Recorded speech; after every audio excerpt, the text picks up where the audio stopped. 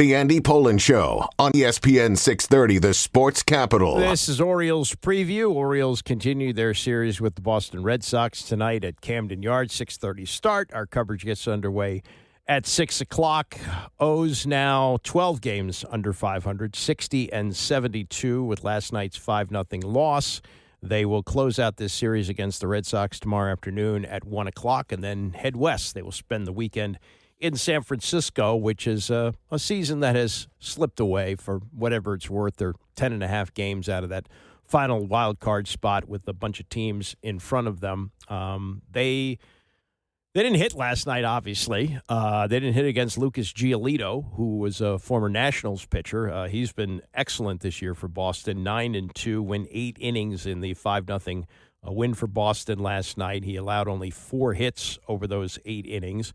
But the bright light for the Orioles was Kyle Bradish. Kyle Bradish had not pitched since June 14th of 2024. So it had been roughly 14 months since he'd been on the mound, and he managed to go 6 innings through 81 pitches, 51 for strikes, had at least 1 strikeout every inning, and didn't walk anybody. So I would consider that to be a success. And coming back like he is off Tommy John surgery, been a while. He talked about what it was like to walk out on the field at Camden Yards last night for the first time in a long time. I went out there probably about an hour and a half before game time. I usually do that regardless, just kind of get a feel of the weather and the brightness. But yeah, I was out there listening to music and just kind of taking it all in. It's been a long journey to get back here, so I was very grateful to be able to throw today. At what point during the start did it start to feel just like a normal outing for you? I would say probably after my pregame bullpen, I was walking in, it all felt normal. After that first inning, the nerves kind of went away, and I just felt like I was back to doing what I am meant to be doing. And he looked as sharp as he has, even before he got hurt, maybe even better. This more from Bradish on actually being back. There's definitely a lot of emotions just throughout the whole day. A lot of nerves as the game got closer, and just looking back at kind of the journey that I've been on for the past 14 months to get back to where I am here. So it was just a lot, and just really tried to manage that. And obviously I was amped up at the first inning, but felt like I was able to control them and settle in and get through whatever it was, 6 innings. Were you cool to go out there for the 6th inning? Did you want that? Yeah, absolutely. I felt great even after the 6th inning.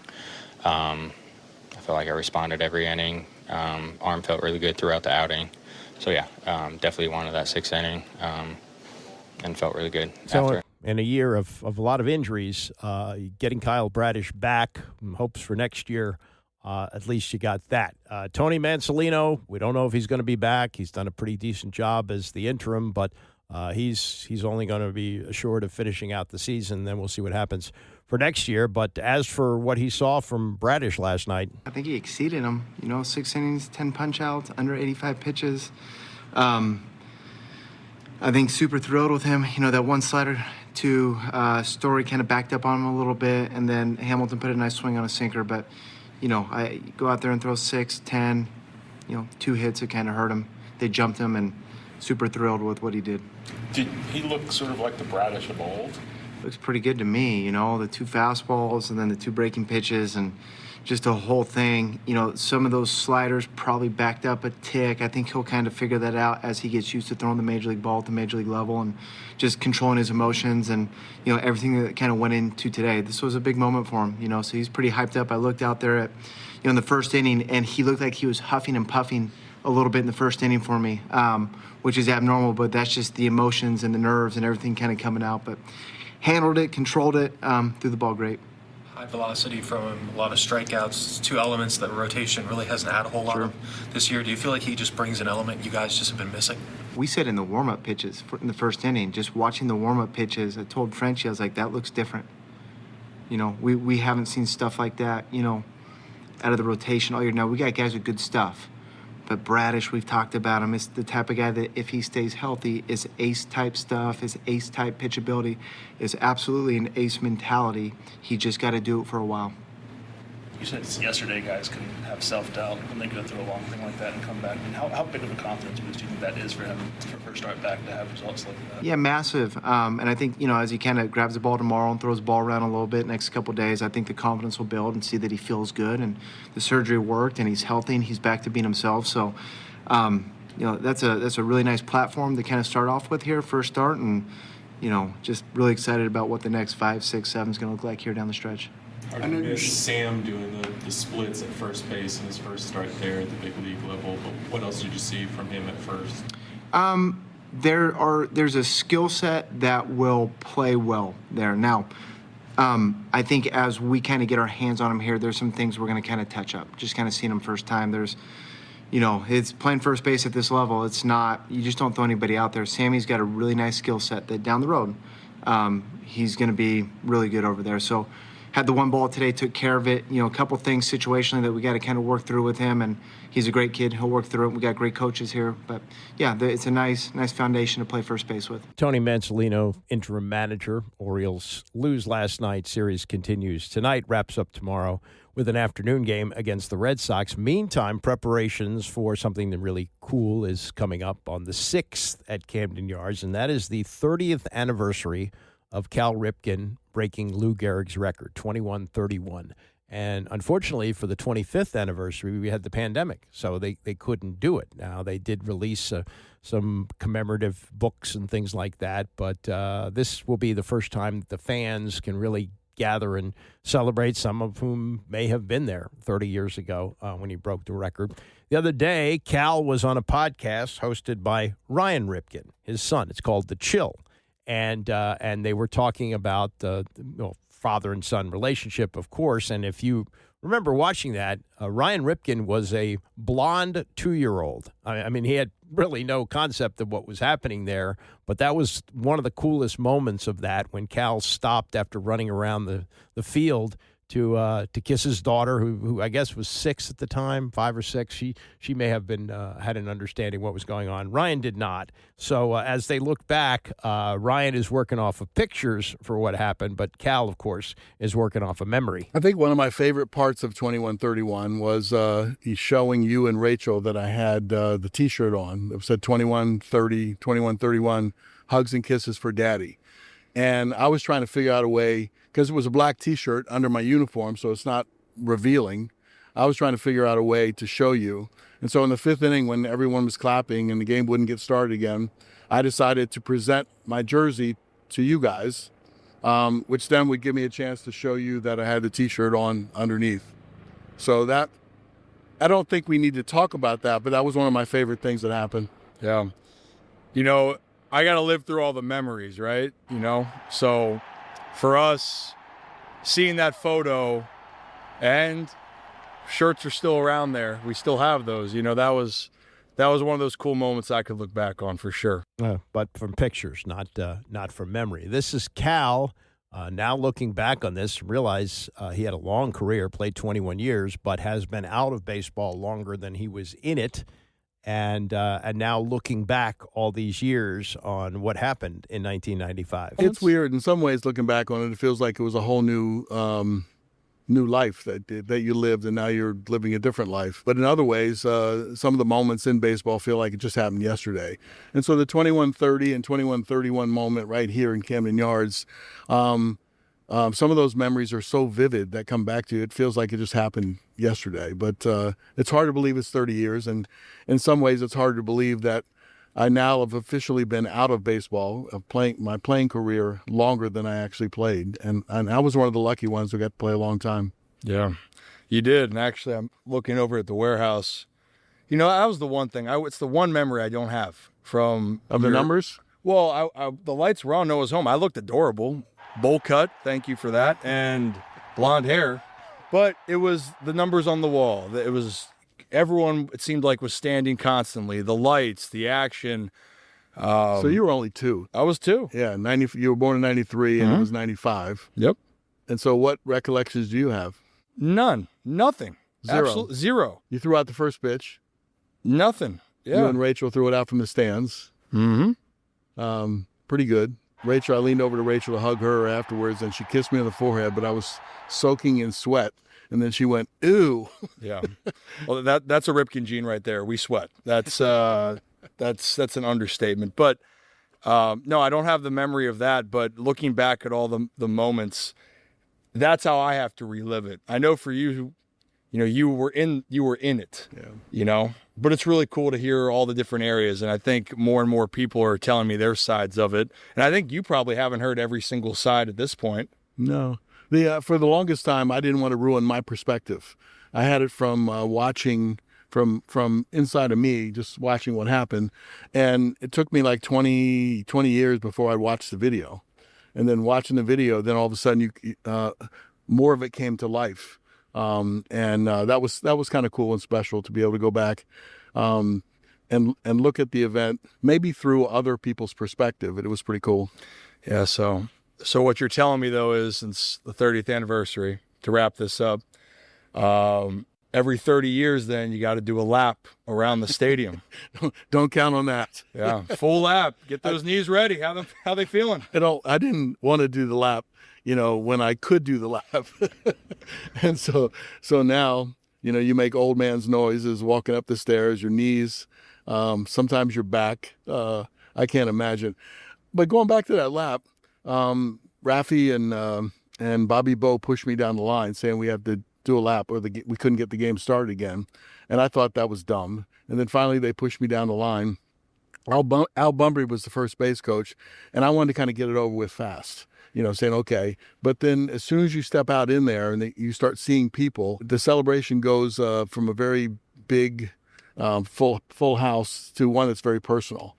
And so I really enjoyed running around. By the time I got over here, I could care less about whether the game started again. So it was that special. And knowing you, I think that was the only time that I've heard you even talk about where you actually took a step back. Mm-hmm. And like, wow, this actually happened. Because in the moment, you're like, well, I'm going to try to take this guy deep, which I think you had a home run in 21-30 and 21-31. You forgot 21-29. Yeah, that was a hell of a week. What a week. So that was Cal and Ryan Ripken reminiscing for Cal, and Ryan going off of pictures and what he's been told about it. But they were both there that night in 1995, and they will celebrate the 30th anniversary a week from Saturday. Orioles be at home. And I don't know if Cal can run a lap around the field now, but it'd be nice if they took him around in a golf cart or something like that. That'd be a nice touch. I don't know. We had the team president on last week, and she wouldn't reveal that, but we'll find out when that game takes place. Anyway, Orioles continuing the series with the Red Sox tonight. Coverage here begins at 6 o'clock. Next, we will talk to the International Director of Scouting for the Orioles. His name is Koby Perez, and he will join us coming up next. The Andy Pollin Show on ESPN 630, the Sports Capital. This is Orioles preview. Orioles playing Game 3 of their 4-game series with the Red Sox tonight. Coverage gets underway here at 6 o'clock. We're joined by Koby Perez, who is the Orioles Senior Director of International Scouting. That's Koby with a Y, not an E. I assume your parents, when you were born, had no knowledge of the late, great Kobe Bryant. Is that right? Hey, Andy, thanks for having me on. No, absolutely not. You were born in the Dominican Republic, and certainly that makes credentials good for international scouting. But it says in your bio that you grew up in North Bergen, New Jersey. When did you move there?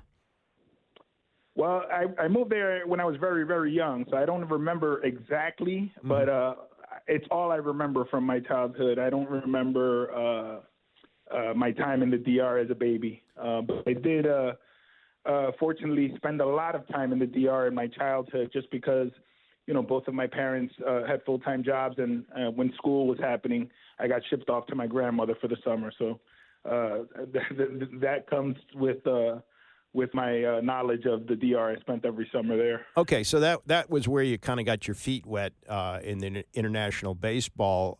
But your baseball experience as a player, I assume, was in New Jersey, and you made it as far as the minor leagues. What was the difference you saw in your visits to your grandparents in international baseball versus the game that you grew up with here?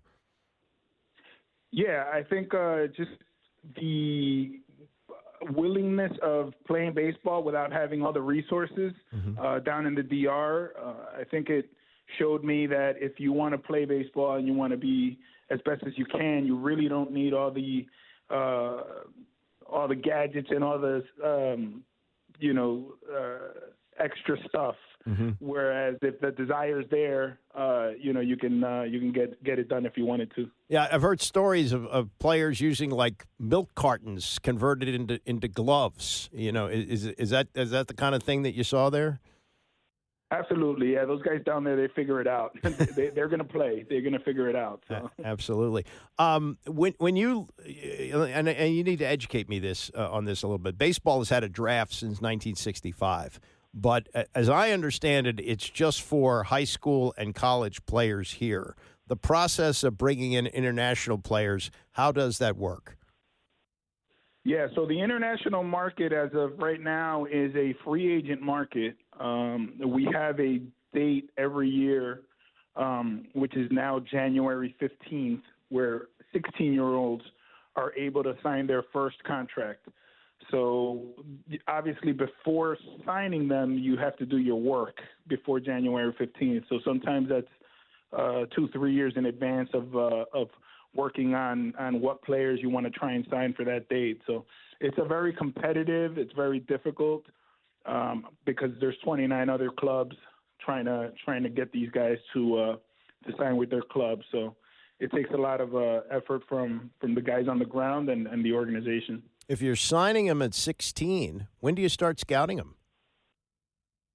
Sometimes as soon as 13, 13, 14 years old, you start laying eyes on them and getting to know them and watching them progress. Wow. Because my son grew up playing various sports, and I would see like a 12-year-old and go, wow, that's going to be the next NBA superstar. And by the time he got to high school, he didn't make the team. I mean, some kids peak earlier than others. I guess you see a lot of that with baseball as well?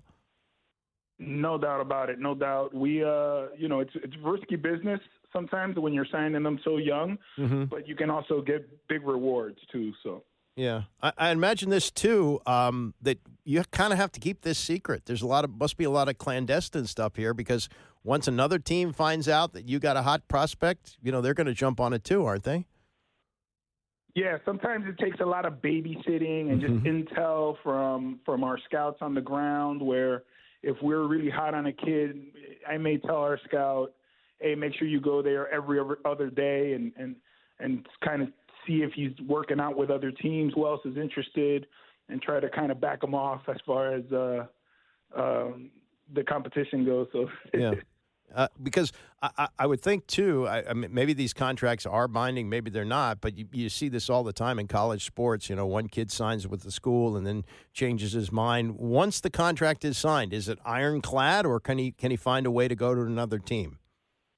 Yeah, once the contract is signed on January 15th, now he's yours. It's a lot of the verbal commitments that can fall apart. Okay. Every scout in any sport has a story. Do you have one about the guy that either you spotted or you missed out on? There's various stories like that. I think one of the players that down there that I think I missed out on was a kid named Wilmer Defoe, who ended up signing with the Washington Nationals. Yep, I remember him. I remember he was at our academy, and we had to sign a shortstop for the Dominican Summer League, and I had him and another kid. And I decided on the other kid because he can play shortstop. And he did. He played shortstop until A-ball. But that same year, Wilmer Defoe was the batting champ at the same league and ended up playing in the major league. So yeah. I wish I could have that one back. And I don't know if he was already property of the Nationals when you laid eyes on him. Did you do any scouting of Juan Soto before he came up to the majors? We did. Everyone saw Juan Soto. I got to give credit to Johnny DePuglia and his group on that one because we all saw him, and they saw a bat that maybe no one else saw because, Juan as a kid, he didn't throw, he didn't run, and lacked some of the tools that we typically look for. But one thing he did do was hit. Yeah. And hit, And at the time, he's just a kid, so his power wasn't what it is now, obviously. But credit to the Nationals on that signing because, they gave him a good amount of money for, basically one tool that he had was hit. Yeah. At the time, and a credit to them for projecting this player to be, a generational type guy. Yeah. Well, I know it's a job that's tough to do, and the rules are a little bit a little bit fuzzy, but it's obviously something that's a passion for yours. Before I let you go, now you have winter ball coming up after the major league season. I imagine you do quite a bit of work with that as well, don't you? Yeah, absolutely. Our pro scouting group does a good job of asking us to follow some players that they may have interest in, and we're able to watch them at some of these winter league teams, particularly in the Dominican and Venezuela. So yeah, we keep our eyes peeled on those players, and sometimes we've been able to add to our system from scouting winter ball. Very good. Well, maybe we'll see these guys at Camden Yards before too long. Great to talk to you, Koby. Thanks very much. You got it. Thank you. That's Koby Perez, who is the international scouting director for the Baltimore Orioles, as they look to sign talent and hopefully turn around a season like this into a better one next year. Want to thank Koby for joining us today. Isaac Harris for running the show. All of you listen. Bram is coming up next. See you tomorrow at 9 a.m.